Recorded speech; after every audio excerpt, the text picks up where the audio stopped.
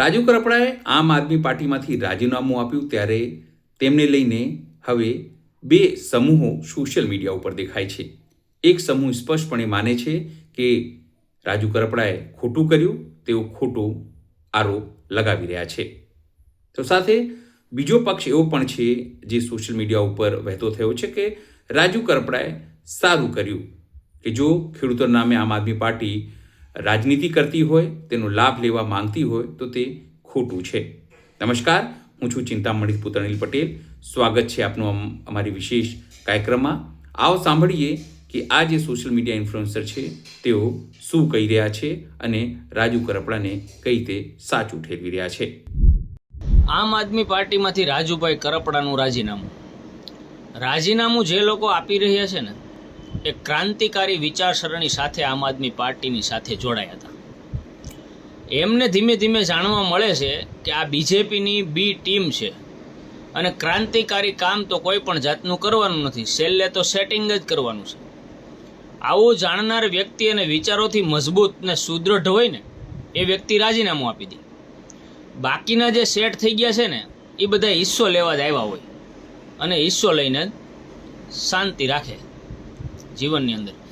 આજે સમજાય ગુજરાતની જનતાને કે આવતીકાલે સમજાય, પણ સત્ય વાત તો એ છે કે બીજેપી જ્યાં પહોંચી વળવાની નથી એવા નેગેટિવ વાતાવરણો ઊભા થાય ને, ત્યારે આમ આદમી પાર્ટીને એનો સ્લોટ વધારી, એને ફંડિંગ કરી અને એમના નેતાઓ પેદા કરી અને ગમે તેવો વિરોધ પ્રદર્શનો કરાવી, માર ખાઈને, માર મરાવીને, આવું બધું હથકંડા અપનાવી અને વધુને વધુ આપને પ્રમોટ કરતા જાય. આમ આદમી પાર્ટી ગુજરાતની અંદર આવી સોશિયલ મીડિયાના માધ્યમથી એના છૂટા બોલા જે નેતાઓ છે ને, એના કારણે એ વાયરલ થઈ. છૂટા બોલા એટલે કોઈ પણ પીઢ વ્યક્તિ હોય, કોઈ પણ પીઢ અધિકારી હોય તો કોઈ પણ સાથે સારી રીતે વાત જ નહીં કરવાની. સુરત મહાનગરપાલિકાની હું તમને વાત કરું તો 27 જેટલા કોર્પોરેટરો ચૂંટાઈને 2020ની અંદર આવ્યા હતા. આ લોકોને શરૂઆતમાં તો એવું જ થઈ ગયું કે અમે કોર્પોરેટર એટલે સુરતના બાપ. આ લોકોએ અધિકારીઓ સાથે બેફામ વર્તન કર્યું કે જાણે પોતે જ શિરમોર હોય અને અધિકારીઓનો અહીંયા કોઈ કામ જ ન હોય. બેફામ વર્તન કરવાના કારણે અધિકારીઓ એમનાથી ચીડાયા અને એમના કામ કરવાના બંધ કર્યા. એમના પછી આ લોકોને સેટલમેન્ટની અને આ બધી દશ વધારે હુજતી ગઈ કે આ લોકો સાથે કેમ સેટિંગમાં બેહું. આજે સુરત મહાનગરપાલિકા ભારતની સૌથી વધુમાં વધુ વેરો વસૂલતી મહાનગરપાલિકા છે.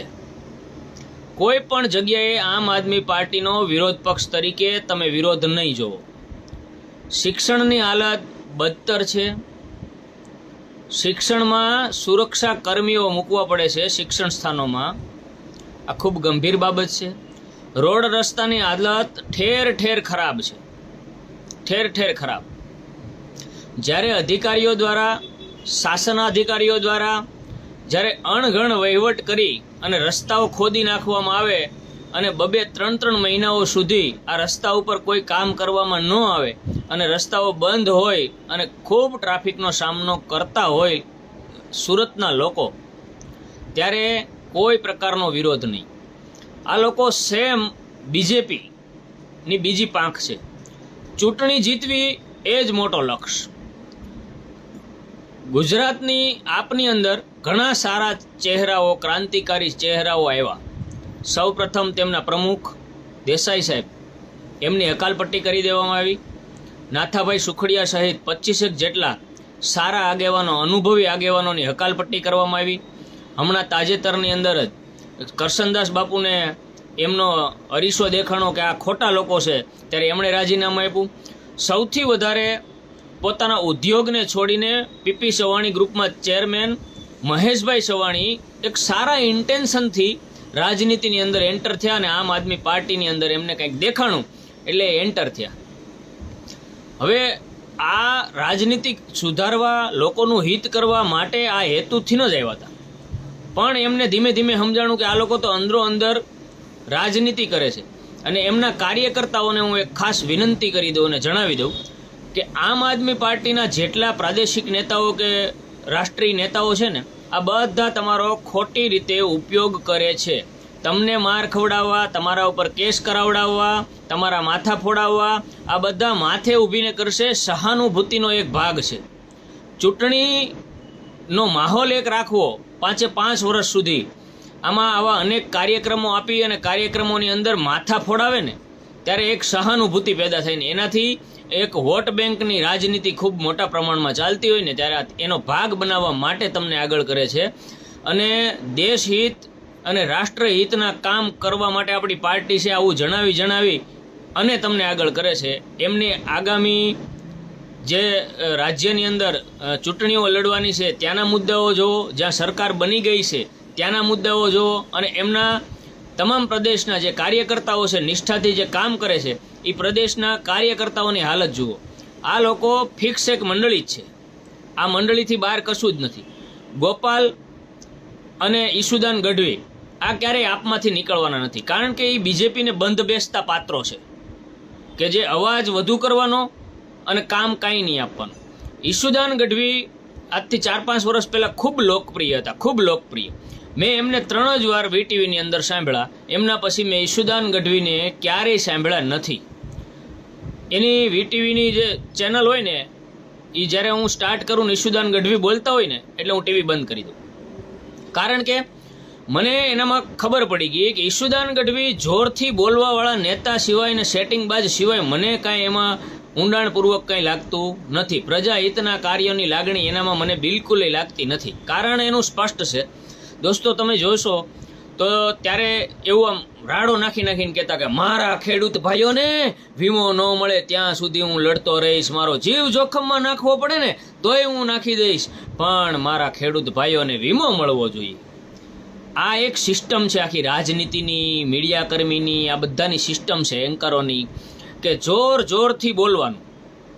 પછી જે કંપનીઓ હોય ને, જેના પ્રીમિયમ ભરાણા હોય ને, એ કંપનીઓ બોલાવે, સાહેબ શું વાંધો છે, જતું કરો ને, તમને શું જોઈએ છે, ગાડી, બંગલો, XYZ જે કાંઈ ડિમાન્ડ હોય ને એ પ્રમાણે કંપની કામ કરે.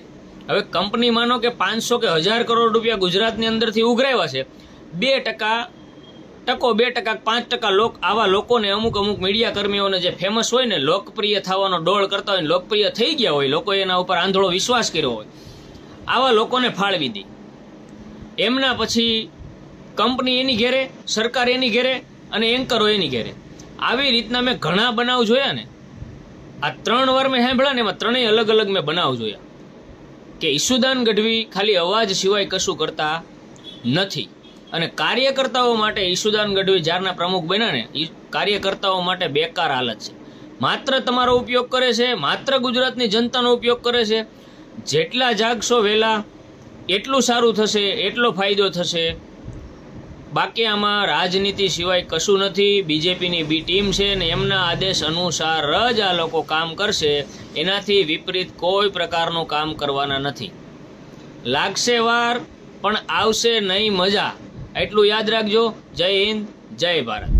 Social media influencer Manoj Limbani જે વાત કહી રહ્યા છે તેનાથી આપ કેટલા સમજ છો, જરૂરથી અમારા કોમેન્ટ બોક્સમાં કોમેન્ટ કરજો. એ સિવાય અમારી યુટ્યુબ ચેનલને આપ લાઈક કરો, સબસ્ક્રાઇબ કરો, બેલ આઇકન દબાવો. સાથે અમારી વેબસાઇટ છે www.gujaratplus.in, ત્યાં પણ તમે વધુ અપડેટ થઈ શકો છો. અત્યારે માટે બસ આટલું જ. નમસ્કાર.